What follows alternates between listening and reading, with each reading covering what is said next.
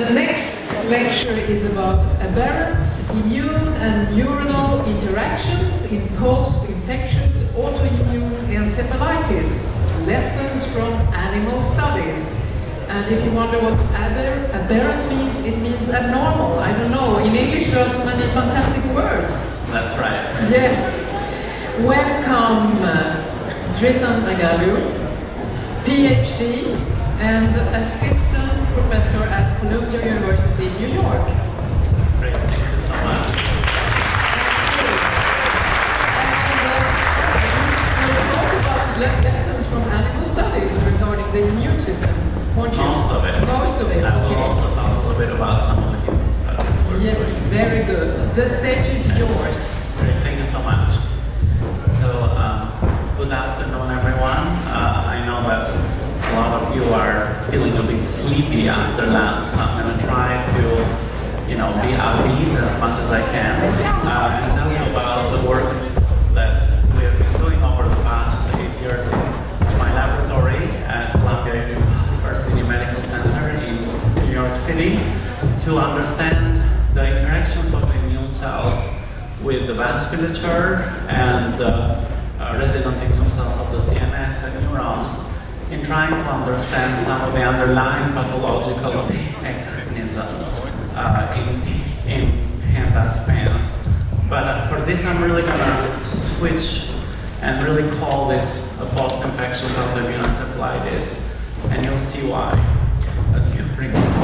So these are part of my disclosures. What I want to point out is really most of the funding for this work has come from two grants from the National Institute of Health, National Institute of Mental Health.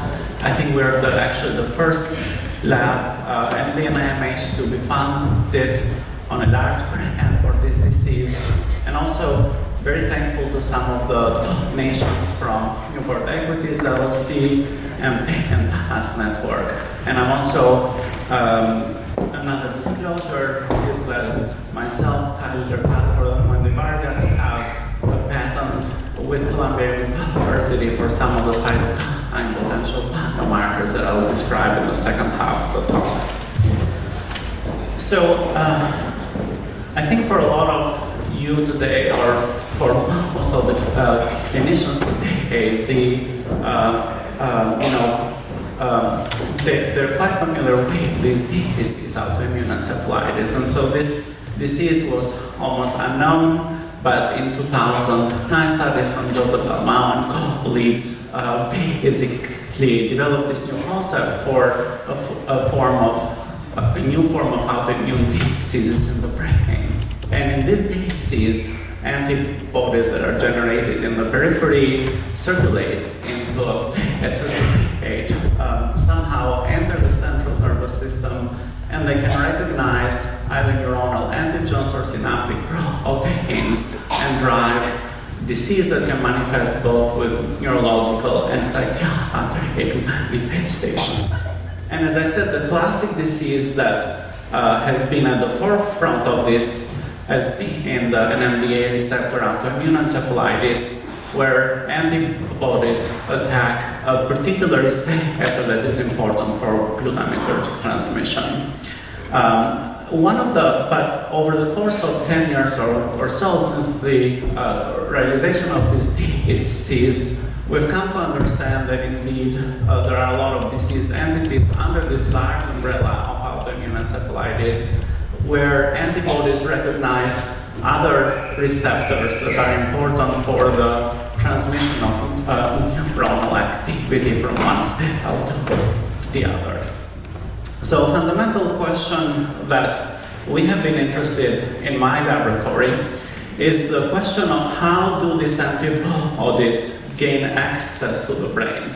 And that's because, and this is really where I'm going to focus a lot of the discussion today, but just overall to point out that indeed, antibodies or autoantibodies that target the CNS are very prominent in a lot of movement and psychiatric disorders. And so the classical disease model that we think about this is autoimmune encephalitis and NMDA autoimmune encephalitis, But indeed, we do know that at least in the case of Sane scoria, there is evidence for interaction of these antibodies with the dopaminergic receptors. And so I am inclined here for us to think about this disease and PANDAS as potentially a form of basal ganglia encephalitis, and really move away from this sort of odd description of this disease as a separate entity, and rather think of it in the context of this larger disease entity,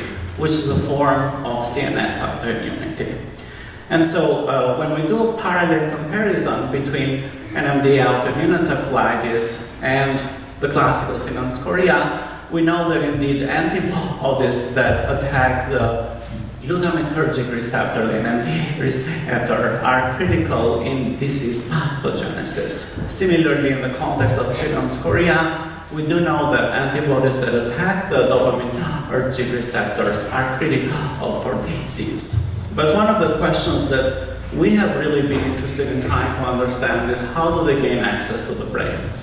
And this is because I am actually interested in the vasculature in the brain. That's where my training in is, and the blood vessels in the brain are unique among blood vessels in all other organs. And this uniqueness is actually illustrated in the schematic here. So if you take a blue dye called Evans blue, which binds serum albumin, you inject it in the tail of the mice, you can see that the dye readily diffuses very quickly in peripheral organs such as kidney and liver, but not the central nervous system.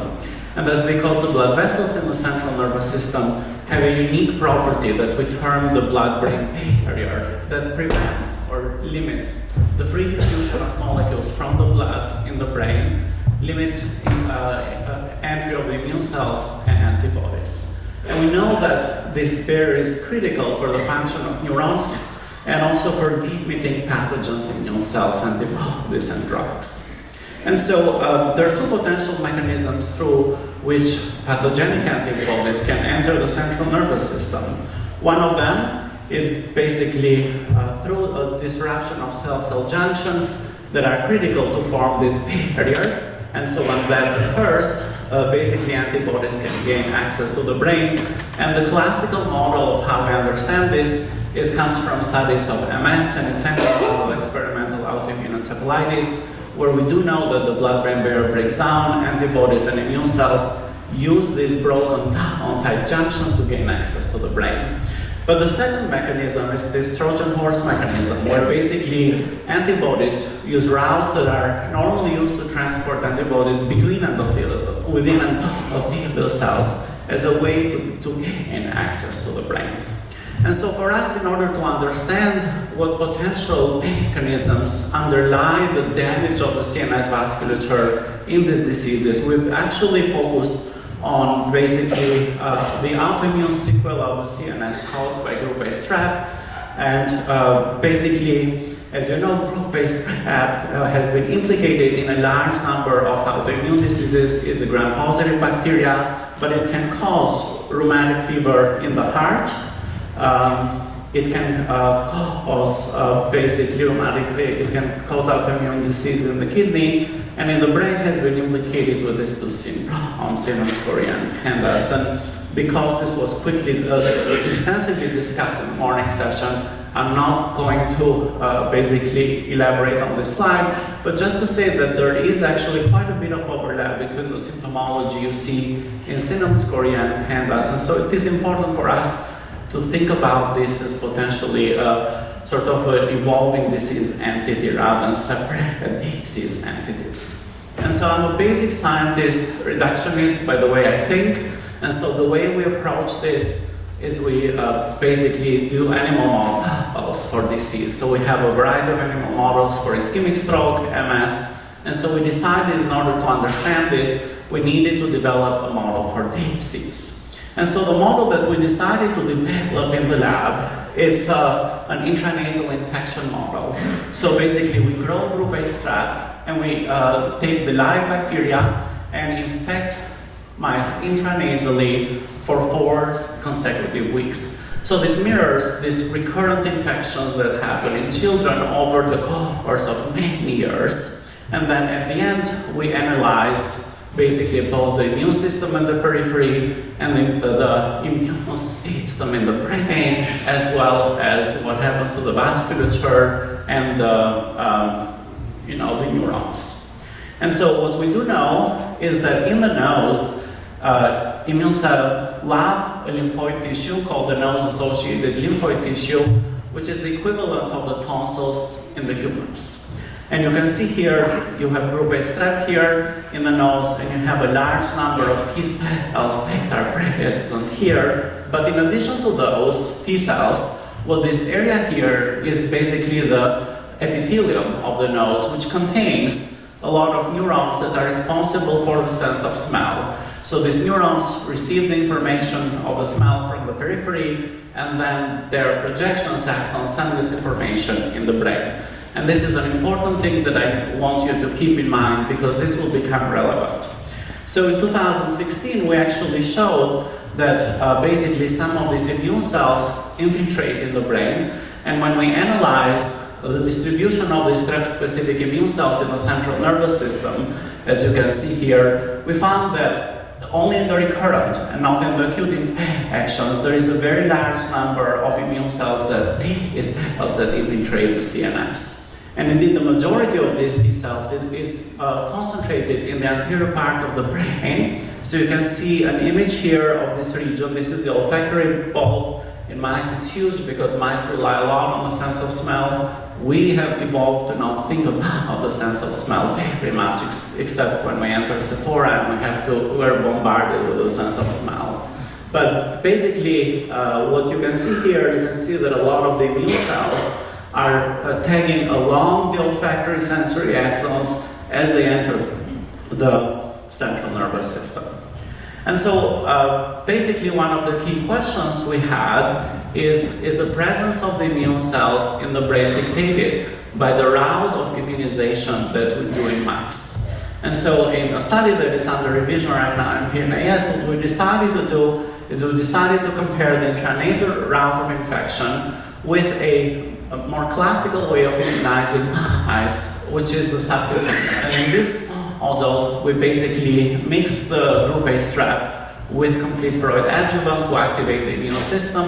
We immunize the mice, and then we transiently open the blood-brain barrier by administration of pertanasis toxin, which is a toxin generated by a bacterium that causes the whooping cough. And so what you can see here, if we compare this model, and this was the model that Ian Lipkin and Madeline Cunningham have used to show that indeed, if you use this immunization model, you generate a large number of antibodies in the periphery that recognize the basal ganglia. But when we compare these two models, what we do find is that while in the intranasal model, we get a large number of T cell infiltrations in the brain, virtually there is very little to no infiltration in the other model. And the only region where we see some infiltration is this peak here, which corresponds to the choroid plexus, where another important barrier of the brain is present, the CSF choroid plexus barrier. And so what these studies have suggested to us is that indeed the intranasal infections, recurrent intranasal infections with group A strep, are critical for generating a cellular immune response that targets the CNS. And so from that study, we've developed a model that basically immune cells generated in the periphery travel along the olfactory sensory axons to the brain, and once they're in the brain, these immune cells release inflammatory cytokines that open up the blood-brain barrier to allow then circulating antibodies to enter the brain, to activate the resident immune cells of the CNS, the microglia, which then induce loss of synaptic activity. So what I'm going to spend the first half of the talk is really telling you about our animal studies work to understand the role of a subpopulation of immune cells, the Th17 lymphocytes, in this process. And then in the second half, I'm going to talk more about the human studies.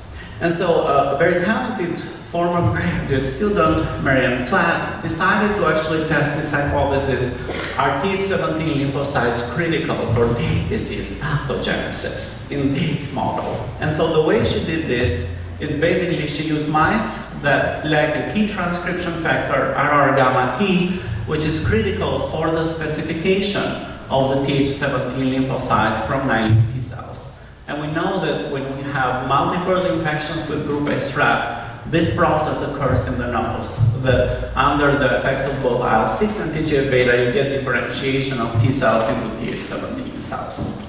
And so basically when Marianne performed live infection in this mice that lack this transcription factor, you basically see that there is a critical, significant reduction in the total number of T cells in the brains in the mutant mice compared to the heterozygous mice. And you can see that in control mice you have virtually no T cells. So then Marianne, what she decided to do is she decided to do the immune profiling of these T cells. So she used fluorescence activating cell sorting to basically determine the populations of different immune cells in the brain. And what she found is that indeed in the RR gamma deficient mice, you get a significant reduction in the population of Th17 cells, both single IL-17 positive and double IL-17 interferon gamma positive. But then you get a compensated increase in the number of interferon gamma positive T cells that are called the Th1 population. You also get a downregulation in the regulatory immune cells that are critical for the balance of the immune system. So the question then we had is, what are the consequences of shifting this balance in T cells for the pathophysiology? So we first analyzed whether indeed antibodies can now enter the brain. And what you can see here is, while in the heads we have a leaky blood-brain barrier and a lot of antibody infiltration in the CNS, in the deficient mice this is significantly reduced, suggesting that the Th17 lymphocytes are critical for breaking down the blood-brain barrier to allow infiltration of antibodies into the central nervous system. So the second question we had is, what happens to the resident immune cells? We knew from previous studies that indeed after recurrent strep infections, there is a significant upregulation in the number of activated microglia/macrophages in the CNS in response to this. And so what Marianne found is that in the RR gamma deficient mice, when you don't have Th17 cells, you have actually a reduction in the number of activated microglia, suggesting that the neuroinflammatory state of the brain is significantly reduced in the absence of Th17 lymphocytes.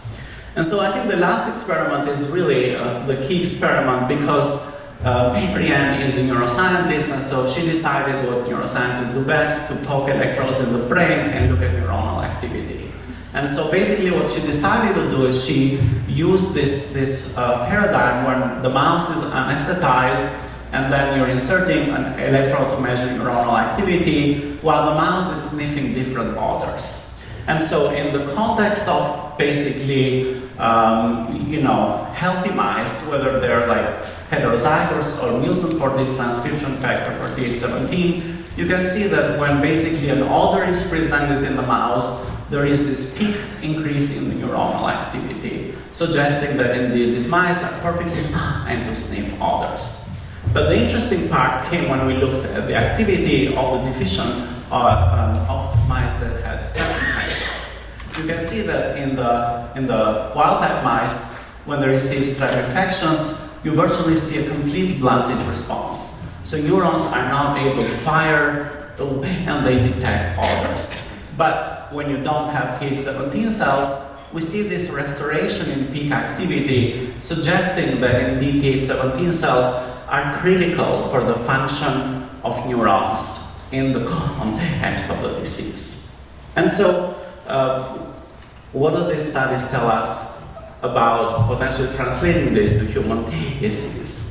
Well, I think one thing is that it is important for us to think not only in the context of antibodies, but also think in terms of potentially T cells. And so I think it's critical as we move forward to think about profiling cytokines that are characteristic of the Th17 phenotype in the CSF and the CRF on these patients. And it will be important to see whether indeed this profile of Th17 cell autoimmunity is present in patients and whether this should be established, both from studies of sera or CSF. And unfortunately, we don't have anatomical data because it's very difficult to obtain brain tissue, and this has been critical in the field of MS to move the field forward. But I think in addition to that, our findings suggest that the barrier is dynamically changing the context of disease. And so really thinking about using novel dynamic contrast enhanced MRI imaging tools to image blood-brain barrier dysfunction during acute phases of disease is critical for us as we move forward. And then finally, I think it would be important to test whether indeed some of the immunotherapies that have been developed against IL-17 or K17 cells and have been useful in both adult and pediatric MS and other rheumatoid disease may actually be successful, particularly when IVIG or plasmapheresis are refractory. And so the next part of the talk, I'm going to try to address this question, whether sera from pandas or PANS patients increase permeability of the blood-brain barrier. As I said, it's very difficult to do anatomical studies in humans. And so what we decided to do is we decided to use an in vitro model of the human blood-brain barrier. And so there are several studies, but some are by Eric Schuster at University of Wisconsin, and some where I was involved. When you can use this technology to get induced pluripotent stem cells and generate in vitro cells that have several properties of brain endothelial cells, although I have to say that they're not exactly brain endothelial cells. So then we decided, using this technology, to test whether indeed sera from pandas or PANS patients can in fact change the properties of these cells in culture. So for this, we actually were very fortunate to collaborate with Susan Swedo at NIMH. And so this is our cohort. So we have about basically 20 cases from Columbia, 14 cases from NIMH, and then these are our controls, and this is the demographic distribution of the cases and controls we have in the study. Overall, we have about 34 pandas PANS cases with an age distribution of 8.7 to 2.6 years, and these are the healthy controls. And so in our initial studies, one of the things that we did is basically we incubated this sera with brain endothelial cells for 24 hours and asked how are the properties of these cells changing. So to our surprise, we did not see any changes in tight junctions, suggesting that the sera were not affecting the cell-cell junctions. But one of the things that we decided to look is whether indeed the sera could potentially enhance the transport of serum proteins, including potential antibodies, into the brain. And so the assay that we do for this is an assay that we've developed in the lab called the Albumin transport assay, in which if you take cells and you incubate them with serum albumin that is conjugated to red fluorophore, Alexa 594, you can measure the uptake and the transport of this fluorophore across the endothelial cells. So when we performed this experiment, we were actually quite surprised about what we found. So these are basically cells under the control media. You can see a few of these red dots, which are the regions where the uptake of albumin happens. This is our positive control, the exposure of endothelial cells to two inflammatory cytokines, IL-1 beta and TNF-alpha. You see an increase in the number of these vesicles. But these are two cases of pandas, a male and a female. And we see this massive upregulation in the transport of albumin across the endothelial cells. And so this is actually quantified here now, where each dot represents one patient, and this experiment has been replicated several times. You can see basically that either in the pandas, PANS females or males, the sera, there is a significant upregulation in the transport of albumin across this in vitro model, simplified model of the human blood-brain barrier. And so next we wanted to assess, are the antibodies that are present in the sera doing this, or are the cytokines? And we did an experiment where we depleted the antibodies and we still saw an effect. So that suggested that the antibodies per se were not causative, suggesting that the cytokines that are present in the sera are probably responsible for that. And so to understand what cytokines drive this process, Tyler Cutford decided to do a Luminex multiple bead immunoassay to identify what potential cytokine, chemokines, or growth factors are differentially present in pandas, pan sera versus controls. And to our surprise, of the 45 we found, there were several that were significantly upregulated in pandas, pan patients compared to healthy controls. In particular, a few of them were whooping in terms of the amount that was present: BDNF, CCL2, CCL5, and PDGF, and I'm going to come back to those. So what we decided to do, so these are basically the amount in this that are present in pandas or pan sera. These are in the controls, and these are some of the reported values from a very limited number of studies that have been done in pediatric cases. And then on the right here is whether indeed these endothelial cells express receptors for these cytokines. So talented graduate student in the lab decided then to do a dendrogram cluster analysis to see whether indeed some of these cytokines could be potentially used as a way for us to tell apart the patient from the controls. And what was impressive and quite interesting, that when we did this dendrogram analysis, you could see there is a cluster of cytokines that is significantly highly upregulated in patients. There are a few outliers here, but very low in controls. And we're moving here, the color code here is moving with 1 log scale, suggesting that indeed some of these cytokines are massively upregulated in the acute phase of the disease. So what is known about these cytokines? So from the normal pediatric distribution, it's known that some of them can be detected both in serum and the CSF. Some of them are detected only in serum, some are detected only in the CSF, and there are some that you can never detect them in the normal case. And so for us, what it means is any cytokines that were found in the wrong compartment would be evidence for a leaky blood-brain barrier, a leaky blood CSF barrier, or de novo synthesis either by blood cells, inflamed endothelial cells, inflamed choroid plexus cells, or inflamed microglia and astrocytes. And so then we asked the simple question: if we take a few of these cytokines that are so positive and we culture them with endothelial cells, can these cytokines on their own induce the transport? And the data are here. So you can see that one of the most potent ones that seems to transport very well things across the blood-brain barrier is CCL5. So it's about basically a 3-fold increase with just the exposure to CCL5. CCL2 is also very good, but also the things like, normal neurotrophic growth factors that I never thought would work in this assay, because these are not things that we think that are important in inflammation. BDNF seems also very strong in upregulating the transport of the antibodies. And so I think that we are in the process of repeating this with smaller doses, because we realize that some of these doses could be a little bit higher and not significantly sort of relevant.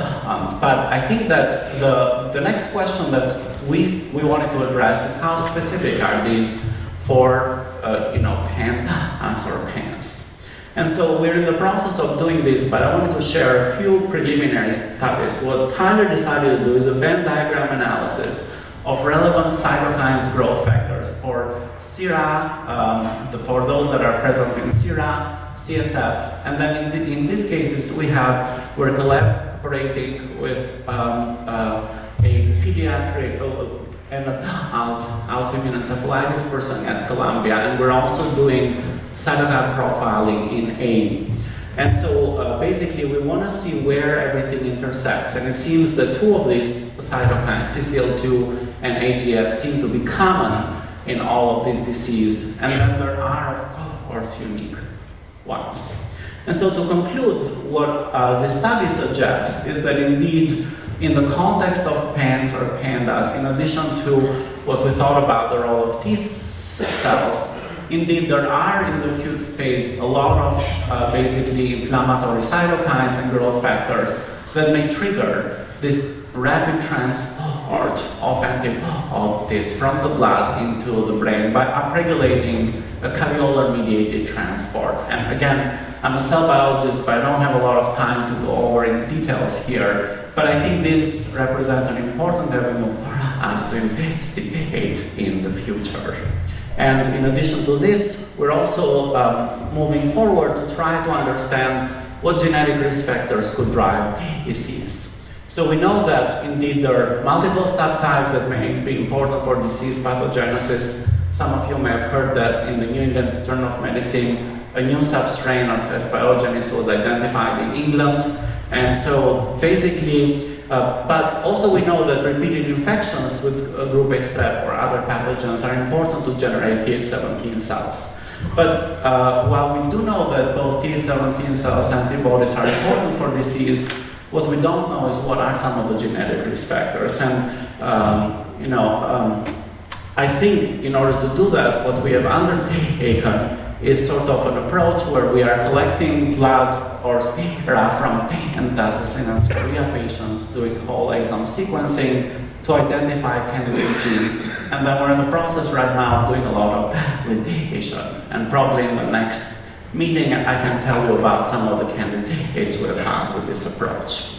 With this, I want to acknowledge a few of the people who have done the work. So a lot of the mouse studies were done by a very talented PhD student, Marianne Platt, who just defended. And so she's, I think, the second PhD student. One of them is here in the audience, Eva, who have actually successfully defended the PhD working on this disease. Charlotte Wayne is another talented graduate student. She's pursuing some of the work on the animal studies. And then Tyler Cutforth, who is in the audience here, in collaboration with Nicole Abbott and a very talented high school student, Caitlin McCanney, did all the in vitro work with the human iPSC cells and the sera that I talked about. We were also quite fortunate for the collaborations. Initially, the animal model was developed in collaboration with Patrick Curie at the University of Minnesota. We have been successfully collaborating with Susan Sweeto at NIMH when she was at NIMH. And also, these are the clinicians, the child neurologists, Wendy Vargas and Jennifer Bain at Columbia, and the child psychiatrist, Shannon Laney, who we are doing a constant collaboration. And this is our funding, and as I said, the NIMH-R01 has been instrumental in a lot of our animal work, and the funding from the Newport Equities and Pandas Network for our human studies. Thank you.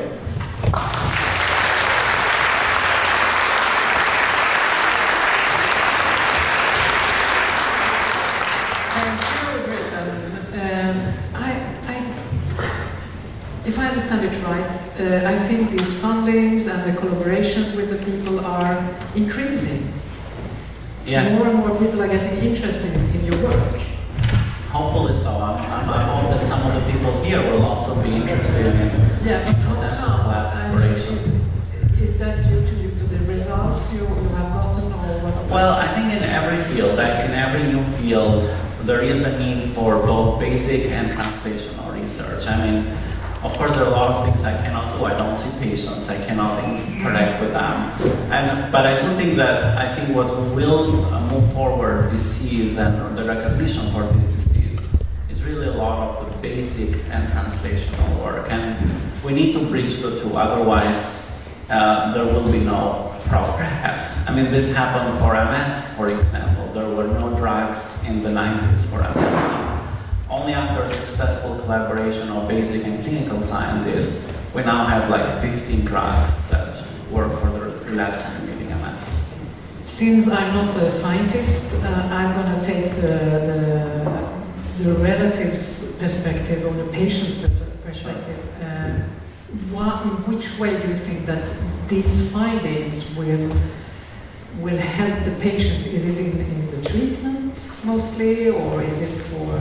Well, I mean, we're hoping that some of the cytokine studies that we are doing right now may potentially in the future, after validation from multiple groups and a lot of more careful analysis, may be used as important biomarkers for disease. I mean, this is really one of the cracks problems, that there are no good biomarkers, right? And so I think that you need multiple ways to prevent. So, you know, I think that that's would be important, development of biomarkers for the disease. But also, I think that really solidifying the role of these 17 cells in human disease would also be important, because then one can think about using a lot of the drugs that are used to like target these cells in other autoimmune diseases like MS for these diseases. And these are potent drugs, so I'm not saying that one should use them from the get-go. But in cases where, you know, treatment with IVIG or plasmapheresis is refractory, or in cases where you have very chronic cases of severe disease, this should be something to think about. I mean, for example, rituximab has now been thought as being successful in some pilot studies. And even though rituximab targets the B cells, and a lot of people think of rituximab that it eliminates generation of antibodies, B cells also have a lot of immunoregulatory functions. So therefore, eliminating these cells could play multiple roles. I think we're going to talk a little bit later about rituximab as well. And you were showing something, you were talking about the genetic risk factors. How important do you think they are in developing PANS and PANS? So, of course, I cannot tell you a lot because we're in the process of doing that, but what we have found from these genetic studies is that a lot of the genes that seem to be implicated are genes that regulate immune function. In fact, the function of the regulatory immune cells. So I think that perhaps there is an underlying immune disbalance here in these children that you need to generate an immune response to fight through bacterial infection, at least in the cases with pandas. But maybe what is happening in this case, there is an overactivation of the immune system because, and what we're doing right now is taking those genes and really doing genetic studies in mice in our model, because that's the only way we're going to understand what these genes do. So what will be the next step for the next step is basically trying to figure out in animal studies how the T cells get in the brain and looking at particularly the role of chemokines in this process. And then we want to solidify our studies with the cytokines in humans as well as in genetic studies. So hopefully I would like as many collaborations as possible. Yes, and you said at the next conference you might be able to give us some result. When will that be? We are just starting the animal studies with genetics, and those take a couple of years. So hopefully in a couple of years. It was exactly what I wanted to know. Yes, not in the next month. No. Okay. Because if it would be in the next month, I would have kept you on stage and trying to. But we are undertaking a genetic study, and so I think that we are interested in collaborating as many people, because the power of genetic studies, from what we know from MS and Alzheimer's, is creating conglomerate international collaborations. In MS, we know a lot of genes only because there's a huge international society, and so is in Alzheimer's. So I think we need to collaborate at an international level. And that's why I'm here. Thank you. Yeah, thank